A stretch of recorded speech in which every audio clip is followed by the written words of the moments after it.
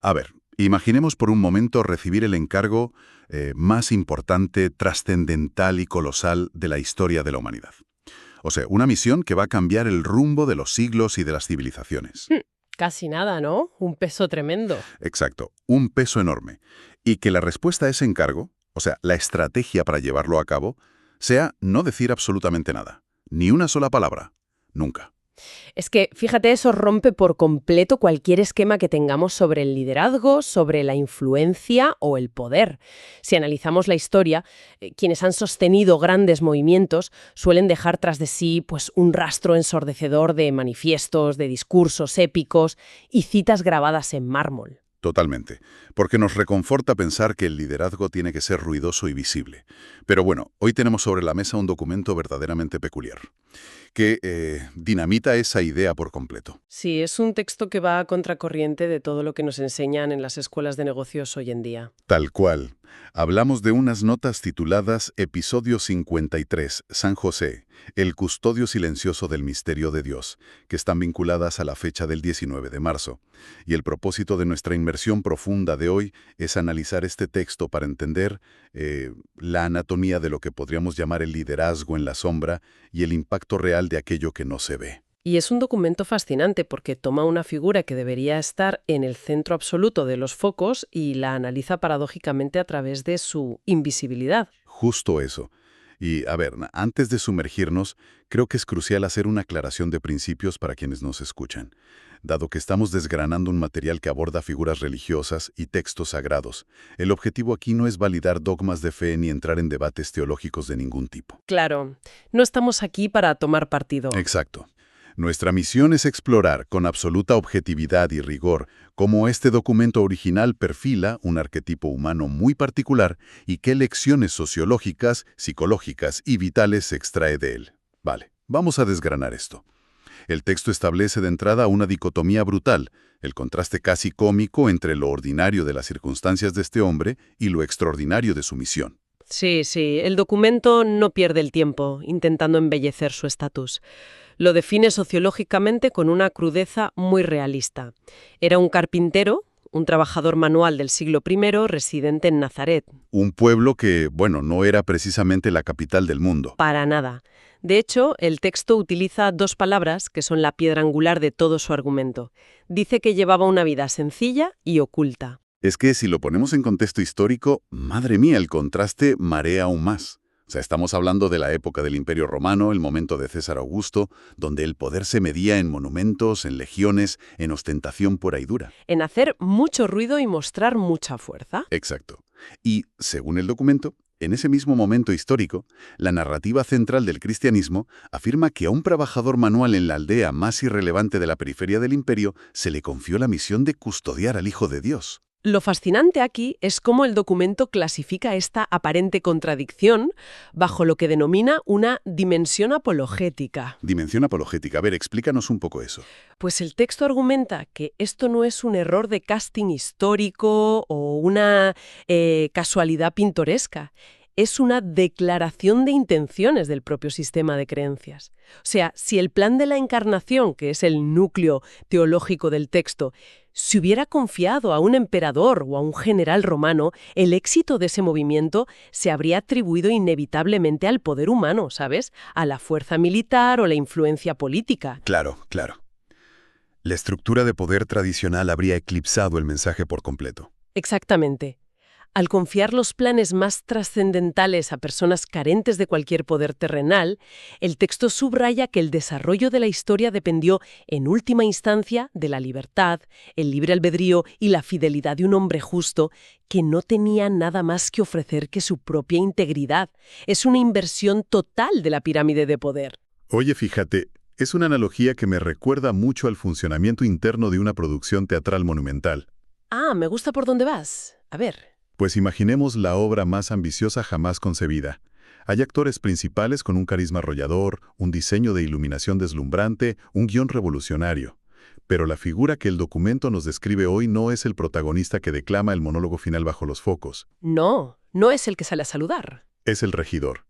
Ese profesional vestido de negro riguroso que se mueve entre bambalinas, asegurándose de que cada pieza del decorado encaje en el milímetro exacto y en el segundo preciso. Y el detalle crítico de esa metáfora, y me parece interesantísimo, es la necesidad absoluta de invisibilidad. O sea, si ese regidor, en un ataque de ego, decide que quiere su cuota de aplausos y sale al escenario en pleno clímax narrativo, pues no solo no ayuda, sino que arruina la obra por completo. Claro, rompe la ilusión. Eso es, rompe la magia. Su misión le exige permanecer en la oscuridad para que la trama principal pueda brillar. Exactamente.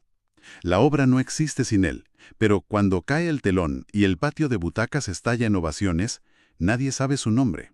Ahora bien, entender que la clave de esta misión colosal radica en permanecer oculto nos empuja inevitablemente a la pregunta más grande, o sea, ¿cómo se materializa eso en la práctica? Esa es la gran cuestión. ¿Cómo opera un personaje con semejante nivel de responsabilidad sin hacerse notar? Y aquí, bueno, el texto revela un dato que francamente parece un error tipográfico la primera vez que se lee. Totalmente. Estamos hablando del silencio absoluto. El documento es taxativo al respecto y dice que en los evangelios no aparece ni una sola palabra pronunciada por San José.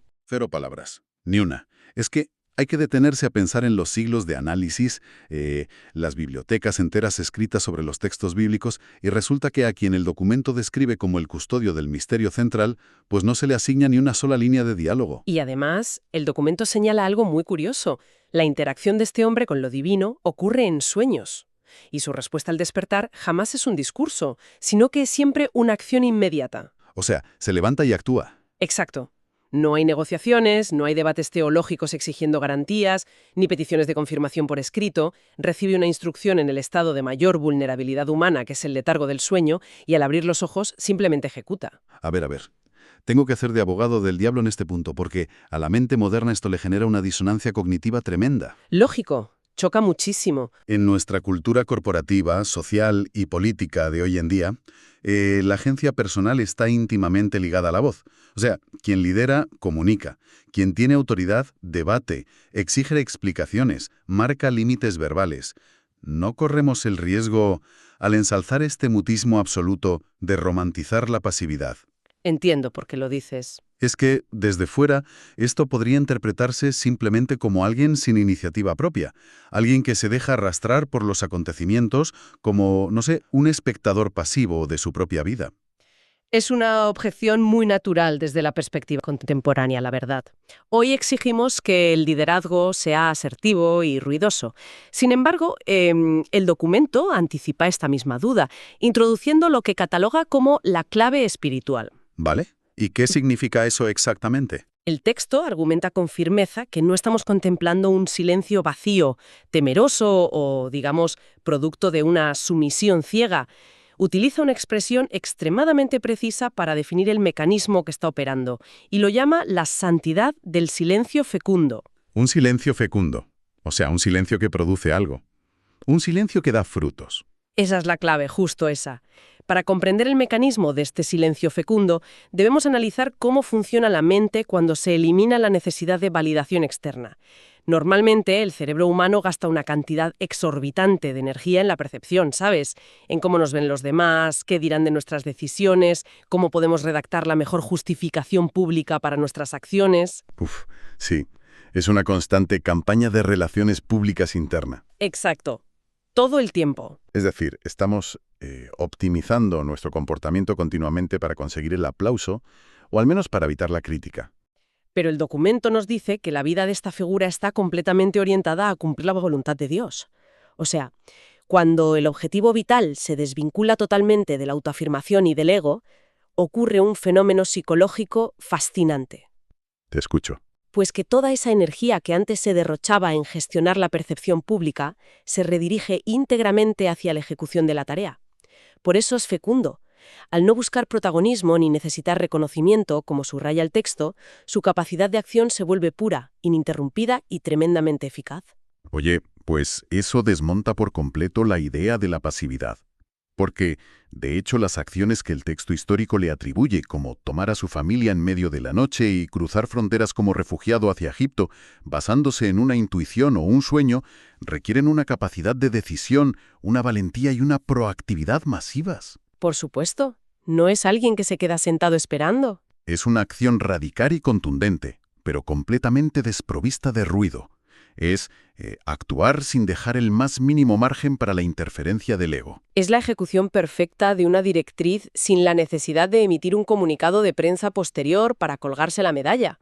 Y el documento establece que este nivel de obediencia, confianza y fidelidad solo es posible en el ecosistema del silencio, porque el ruido del ego habría distorsionado la misión por completo. Aquí es donde la cosa se pone realmente interesante, porque el análisis que hace el texto no se queda fosilizado en un estudio de comportamiento del siglo I, allá a lo lejos. No para nada. De pronto, el documento da un salto mortal hacia el presente en una sección que titula Actualización para hoy. Y Tela lanza una crítica verdaderamente punzante a las dinámicas de nuestra cultura contemporánea. Sí, nos pones delante un espejo bastante incómodo, la verdad. Contrapone la figura del custodio silencioso con la realidad de una sociedad que parece incapaz de respirar sin el oxígeno de la visibilidad continua. Vivimos inmersos en la economía de la atención.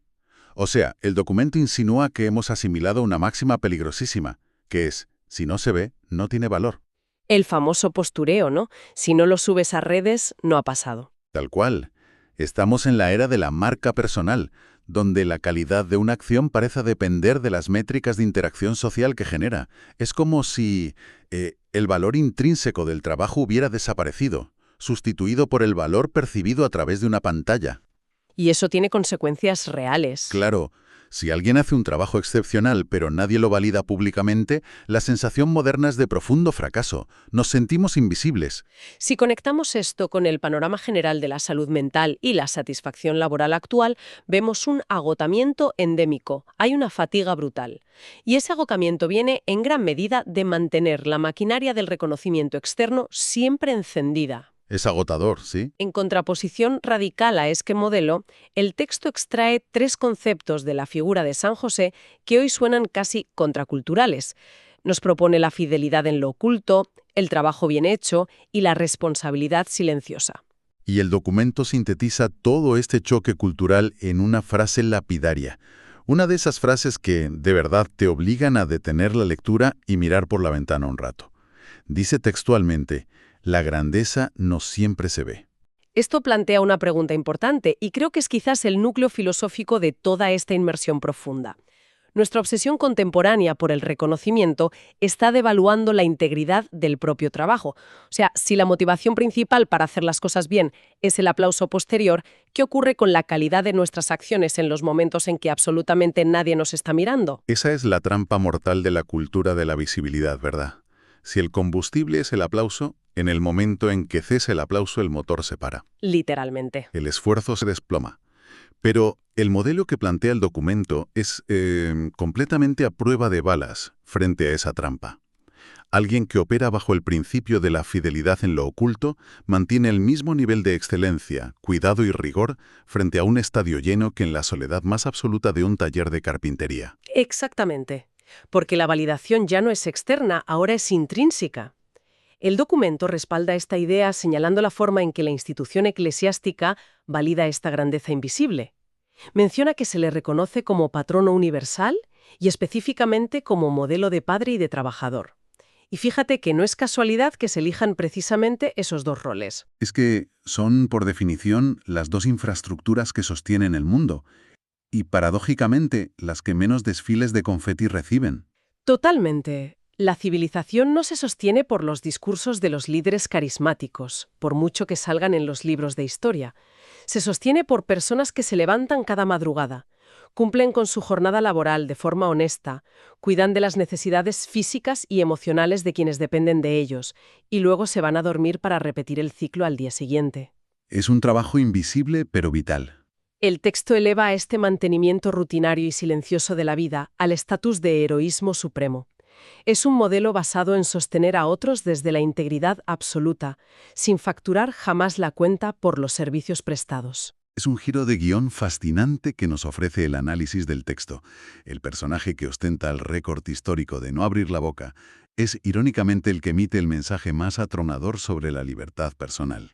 Así es. Porque al final del día, quien no depende de la mirada ajena para saber lo que vale, pues se vuelve verdaderamente libre e inmanipulable. Hemos recorrido un camino verdaderamente revelador a través de estas notas.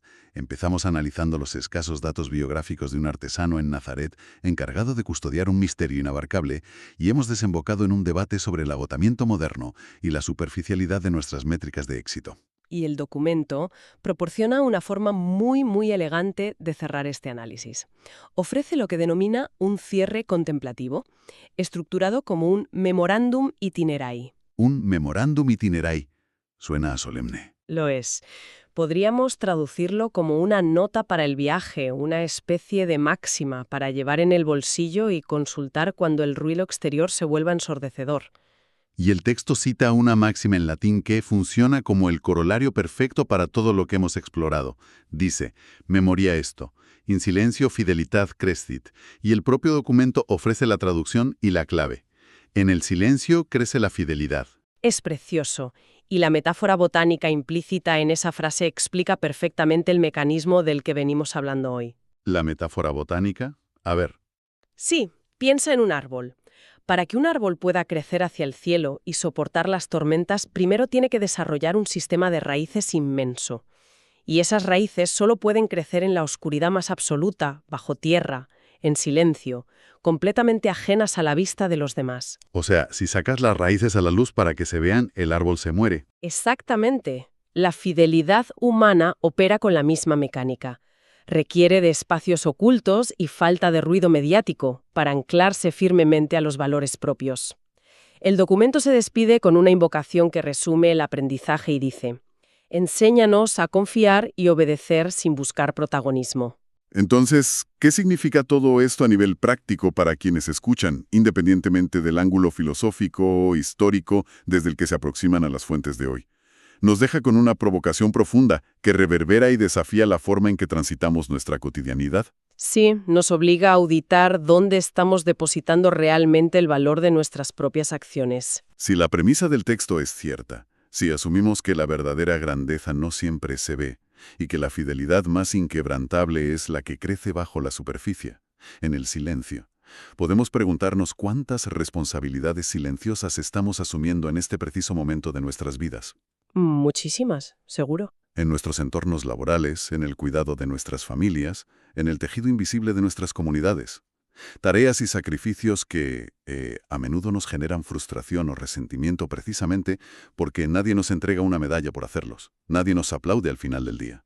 Y sin embargo, a la luz de este documento, quizás ese mismo anonimato, esa misma falta de reconocimiento que tanto nos llega a agotar, no sea una injusticia del sistema, sino la prueba definitiva y absoluta de su incalculable valor. Es una óptica que transforma lo que consideramos una carga invisible en la máxima expresión de la dignidad humana. Y la historia sigue su curso. La gran maquinaria de la vida exige que cada pieza cumpla su función con precisión matemática. Así que, tal vez, la próxima vez que nos encontremos, sosteniendo una responsabilidad fundamental en la sombra, asegurándonos de que todo funcione mientras nadie pronuncia nuestro nombre, podamos recordar la figura de ese regidor indispensable en el teatro de la historia. Cuando el telón caiga y la obra haya sido un éxito, aunque el mundo jamás haya visto nuestro rostro, tendremos la certeza inquebrantable de que la grandeza de la función dependía enteramente de ese trabajo bien hecho en la oscuridad. Nos escuchamos en la próxima Inmersión Profunda. Hasta pronto.